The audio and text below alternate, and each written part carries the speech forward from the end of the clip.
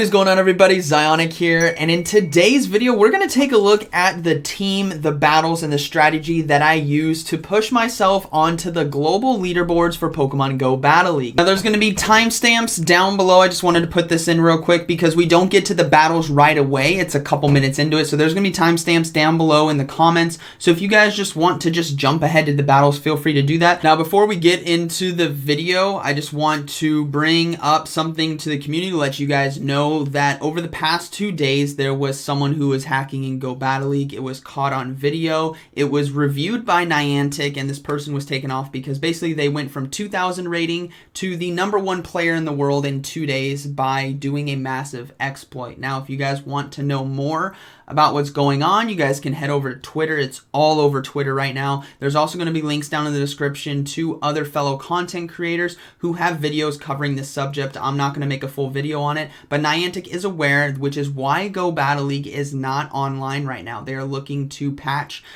this current exploit. Now if you guys also want to see the post from Niantic, there's going to be a link down in the description as well, but that's just all I'm really going to talk about it. It's sad that it's actually in the game, that it's actually here, that someone was able to do it, but Niantic is hard stopping this, and they're having a zero tolerance policy when it comes to this. So yeah, just it's sad to see, but Niantic is taking care of it, and this is also a nice little break from Go Battle League. So enjoy the weekend with your friends and family, and maybe Go Battle League will hopefully be back by Monday. I would hope so. Maybe even Sunday would be cool, but enjoy Saturday off, basically, from PvP. Now, as you guys can see, as of Thursday, which is when I took this screenshot, we were ranked 275 in the world, which is so awesome. We hit 2729 rating, and as you guys can see on the left, the team is very similar to a team that I ran from 24 to 2600, and I just adjusted by changing Swampert to Charizard to then climb to 2729. You guys may also be wondering why I have so many less battles than everyone around me. If you guys look, I believe it says 285, and other people around me have over 700 battles. A couple weeks ago, before Season 2 started, I made a video talking about the best way to climb in rating that really helps you not only in your gameplay, but mentally as well, because this game has an effect on us, right? If you guys get anxiety or stress from Go Battle League when you guys lose and it's really stressful, I would suggest doing what I do. I don't do all 5 sets a day, everyone. I know it's crazy, but I do 1 to 2 sets a day, possibly 3, depending on how I do. So let's say on a Wednesday morning, I go 5-0 in my first set. I just call it a day then, right? We went a perfect 5-0. We got a lot of rating, and it's not like I need tens of thousands of rating, which requires me to do hundreds and hundreds of battles. If I go 5-0 and get 57 rating, that's huge, right? 10 days like that is going to get me 570 ratings. So what I do, and it's worked, as you guys can see, is I do 1 to 2 sets a day. You know, if I go 3-2, I'll do another one, maybe go another 3-2, or maybe I go a 2-3, and that day's kind of an even, maybe a small climb.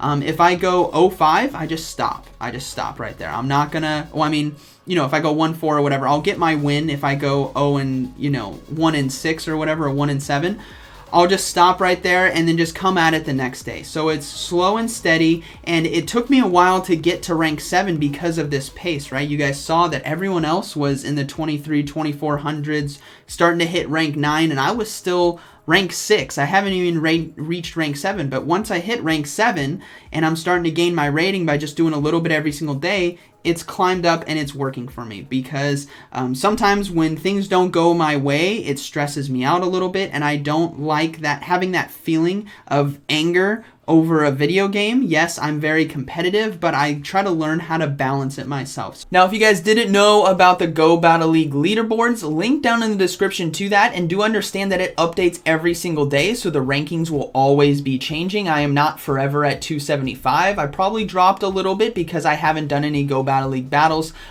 since Thursday, basically. I wanted to take a little break because it was a bit stressful kind of climbing up this high.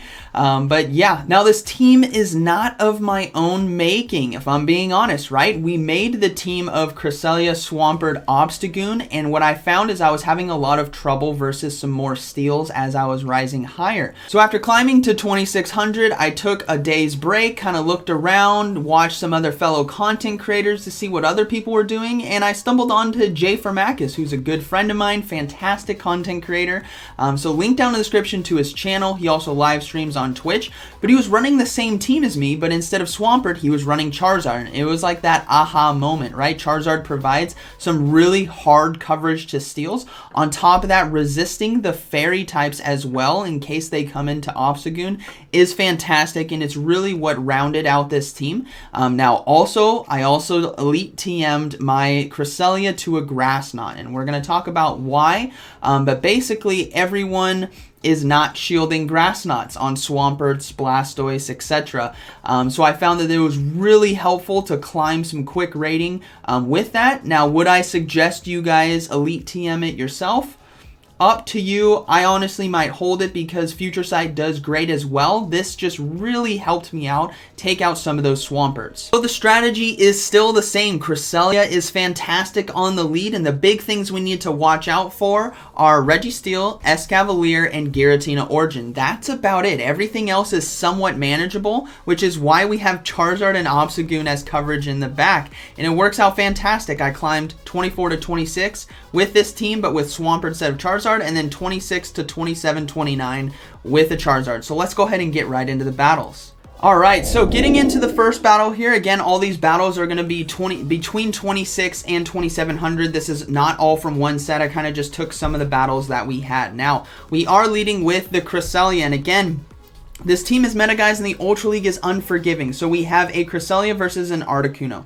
This is not the best matchup for us. Articuno is going to consistently lower our attack. So what we're going to do is go for a Moonblast right here.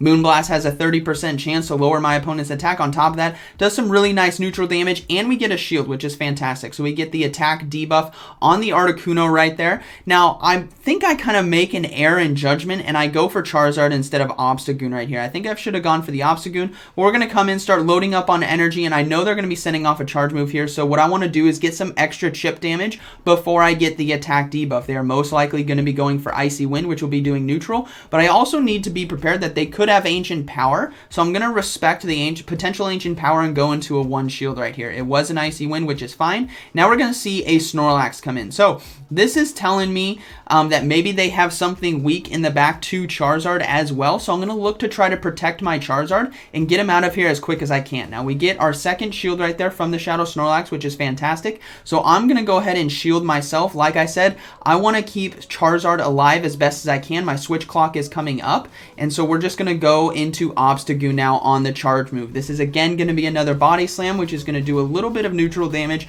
to the Obstagoon right here, and we saved our energy on our Charizard, which is going to be huge. So now we need to get to a Night Slash right here. The Shadow Snorlax is going to be taking 20% more damage because it is a Shadow.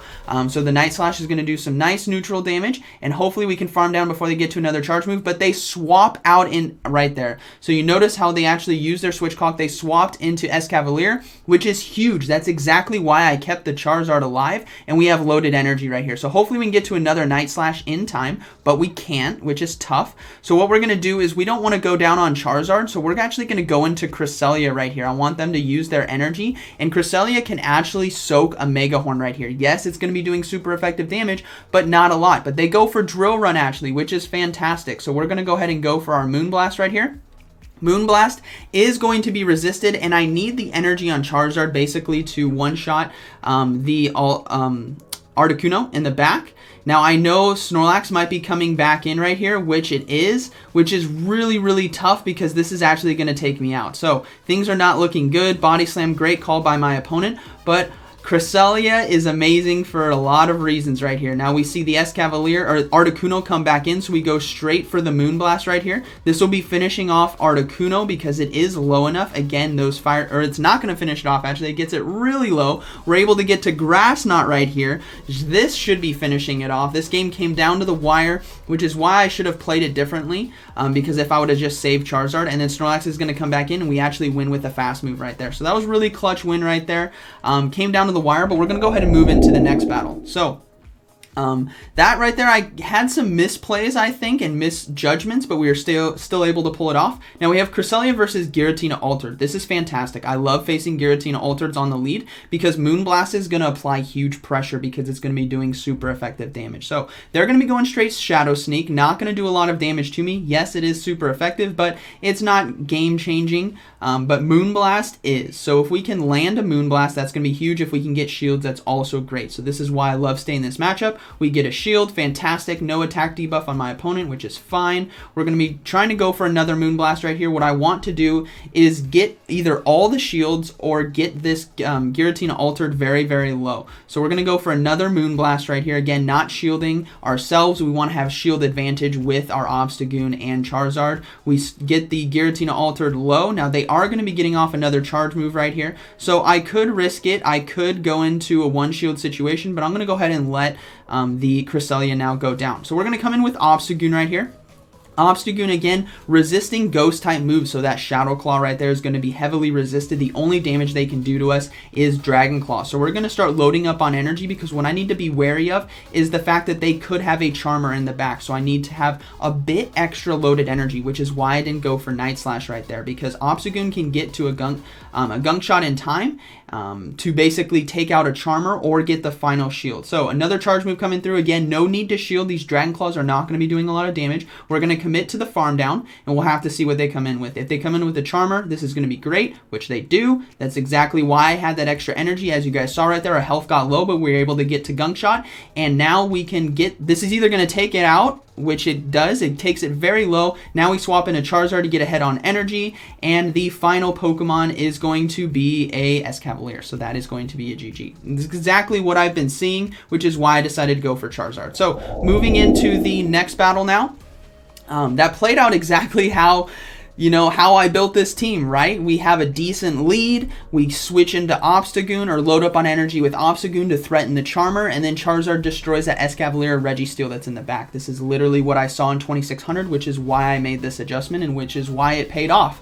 Now, will it pay off in 2700 now? Probably not. So we have Cresselia versus Escavalier. This is actually a lead loss for us because Megahorn is going to be doing super effective damage and Moonblast is going to be resisted. But Moonblast still does a decent amount of damage. So what we're going to do is apply the Moonblast right here, and then we're going to swap into Charizard to really chunk this Escavalier if they don't switch fast enough. Now we're going to see a Gyarados come in right here. So Gyarados, we're going to be going for the Blast Burn here. If this lands, it still does quite a bit of damage even though it is resisted. As you guys can see, we already get it to 50% health. Now we can just go straight for Dragon Claws and threaten their shield. So we are going to shield ourselves right here. No, I decide not to shield. I'm going to let a crunch come through. I want to win shield advantage right here, so we're going to go ahead and go for Dragon Claw. This is not going to be enough to take it out, so hopefully my opponent does shield right here because Dragon Claw will not take it out, but they don't. So now we have an opportunity to start farming on energy with the Obstagoon here. So we're going to start loading up on energy. I know Escavalier is coming back in, or they may have a Charmer, which things would not be good if they do.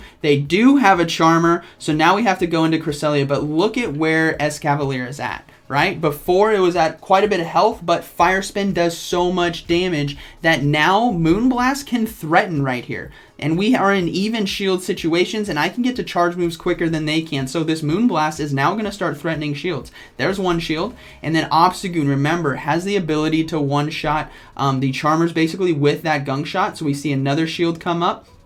Again, another Megahorn block. This is fantastic. We're going to go for our own Moonblast right now. Actually, I think I go for Grass Knot right here. Grass Knot, again, a little bit lower energy, one less fast attack right here, and it will be finishing off if it doesn't get shielded. So we do get the second shield, which is beautiful, and again, I can go for a Grass Knot right here. Another charge move coming through. This is going to be the Megahorn, I believe. If it's not, yeah, it is the Megahorn. Not enough to take us out, and then we're going to go for the Grass Knot right here, and then we're going to actually not do any damage on it, and I'm going to swap to my Obstagoon so I can get to the Gunk Shot in time. They swap to the Clefable, and then we're going to be able to get to the Gunk Shot right here. Again, like you guys saw right there, Charizard coming in, getting the Escavalier so low that I can manage it very well endgame with Cresselia and with shields, and then once shields are gone, Obstagoon really destroys the Charmers right there. So let's go ahead and move into the next battle. So we lost lead right there, able to flip it around because of the gameplay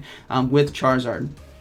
So, moving into this next battle, we'll have to see what the lead is. Cresselia versus Swampert. This is beautiful. This is why I have Grass Knot, everyone. Everyone, until I made this video, is conditioned to not shield on Swampert because they just assume it's going to be a Moonblast. But this is why I have Grass Knot. This literally won a bunch of clutch games because no one shields, right? No one shields right there. We just complete, yep, it's a solid setup right now on the lead. Things are looking good. Now, they do land an Earthquake, but what we're going to do is we're just going to commit to the farm down. We are going to get blasted with a lot of Hydro Cannons right here, and Cresselia is going to get low, but I'm perfectly fine with that because I'd rather have some loaded energy and get off 2 charge attacks on the back end than basically use a shield and keep my health up. So we're going to see a Registeel now come in. This is beautiful. We're going to go ahead and go for Moonblast right here. I really want to get the attack debuff, and then we're going to swap into the Obstagoon now because even though I just don't want them to farm me down, basically. Now, they're not swapping out, which tells me they potentially have something weak in the back to the Obstagoon, and we are going to start shielding here. But they switch out, and they switch into Meganium. Beautiful, everyone. This is beautiful. Charizard is set up for success because it is a grass and steel type in the back. So we are going to save that final shield for our Charizard. And we're just going to let Obstagoon just go to town right here with the Night Slashes. The reason why I'm not going for the Gunk Shot is I want a potential boost possibly so that my counter damage does more. Plus, I just want to chip as much health away as I can from this Meganium. So we do get a shield, which is fantastic. Obstagoon, again, going to be able to survive this Frenzy Plant right here. It's still going to do quite a bit of damage, but now we can swap into Charizard in a 1-shield situation, and we are just going to go to town. Now, I believe Earthquake is going to be the hardest hitting move in this between Registeel and Meganium, which is why I shield right there. And then I'm just going to completely farm down, and then it's game over. They got a Registeel in the back. We're just going to go for 1 Blast Burn. This should get the shield. If not, it's going to one-shot the Registeel. And then Charizard, because of its typing... Oh, we take out the Registeel. But Charizard can resist both charge moves from Registeel, which is huge. So let's go ahead and move into the next battle right there. So as you guys saw, Grass Knot really pays off, right? At the beginning, it's huge. Oh, okay, so that was the end of a set. Actually, that was a 4-1 set, but we are in the next battle now. So... yeah, that's why I have Grass Knot. I've landed a lot of Grass Knots, and we're up against 20 Butters. So shout out to 20 Butters, a Twitch streamer, fantastic player, and this game was really close. So we have Cresselia versus Typhlosion. This is actually not a good matchup for us because the Blast Burner is going to be doing neutral, and the Shadow Claw is going to be doing super effective, and we hit them with resisted moves because we don't have Future Sight. So things are not looking good. So what I'm going to look to do is go to land 1 Moonblast, hope for a potential debuff, or just some extra chip damage, and we're going straight into Obstagoon after this. So we get off the charge move, get it somewhat low, 50% health now. They swap out, and they swap into Shadow Articuno. So now Night Slashes are going to be doing some nice neutral damage because of that Shadow typing, or not typing, but you know, the Shadow Articuno. It's going to be taking 20% more damage from my charge moves and fast moves. Now, they are going to be going for Icy Winds, but we're going to go ahead and keep shield advantage. They already shown that they have Typhlosion, and they have Articuno. So I want to utilize Charizard to the most potential with 2 shields right here. And this game's going to be close. So we have Night Slash again, going to be neutral, but because of the Icy Wind, our attack was lowered right there. Hopefully we can get to another Night Slash, which we can before another Icy Wind comes in. Obstagoon basically has done its job, and I need to come in with Charizard and really farm hard on energy. So I want this Icy Wind to take us out. I hope they don't undercharge, because if they get ahead on energy, that'd be pretty bad. They do use the Icy Wind, takes us out. Beautiful. Now Charizard's set up. We're going to come in, absolutely load on energy. Fire Spin's going to be taking out the Articuno before he can get to another charge move. Typhlosion is somewhat low, and we have 2 shields, and they're coming back in with the Typhlosion. So now we're going to threaten with Dragon Claw. I could have just gone straight Blast Burn to take it out, but I want more energy in case they don't shield, just like that. So what you guys are going to see is I'm going to go into a 1-shield situation now. Blast Burn would still do quite a bit of damage, and then we're going to commit to the farm down, but they're most likely going to swap out right here. But they don't. Actually, they do. There's the swap, and a Alolan Muck in the back. So we're going to go ahead and go for a Blast Burn. This is going to be doing some heavy neutral damage. This game is not over yet because Alolan Muck still has the potential to sweep right here. So we're going to try to get to another Blast Burn in time, but we can't. So we're going to go ahead and shield, and Alolan Muck can get to its Dark Pulse very quickly. So what we need to do is try to land this next Blast Burn, and then I need to swap into the Cresselia to soak a charge move. That's like the aim of this matchup right now. So we're getting off the Blast Burn, we get it low, and then we're going to do one more Fire Spin and swap on Charge Move. This Dark Pulse is actually not going to be enough to take us out, but the timing of that was really helpful in soaking that Charge Move right there. Now we're going to try to commit to the Farm Down, which we don't, but we go for the Grass Knot. Again, Grass Knot being one less fast move than Moonblast comes in clutch in situations like this. And then we're going to see the Typhlosion come in. They have no energy. They just use a Charge Move, one Fire Spin, and that is going to be a good game. So 20 Butters, fantastic battle right there, man. Guys, go check him out. Link down in the description to his channel, but let's go ahead and move into the next battle. I believe there's 2 more battles. And I'm trying to show you guys all the different leads that I saw. I've seen multiples of the same leads, but we have Cresselia now versus Cresselia. Oh my gosh. These matchups are terrible, everyone. This is like... These battles can take 2 to 3 minutes of just Cresselia versus Cresselia because everyone's just going Moonblast back and forth, and if the attack debuffs happen early, it's kind of game-changing. So, no attack debuff right there. They do get off their own Charge Move, and this is just going to be a battle of attrition. Who's going to be getting off the Moonblast first? Who's going to be getting the attack debuff? And it's a nightmare. Honestly, I think Moonblast... I love the move, don't get me wrong, it's fantastic, but I think 30% is too high for the damage that it does. We take a look at the fact that, you know, it's somewhat of a low, not a low, but a decent energy cost for huge damage, and it has a 30% chance to lower the attack. I would love to see that as a balance be lowered maybe down to 10%.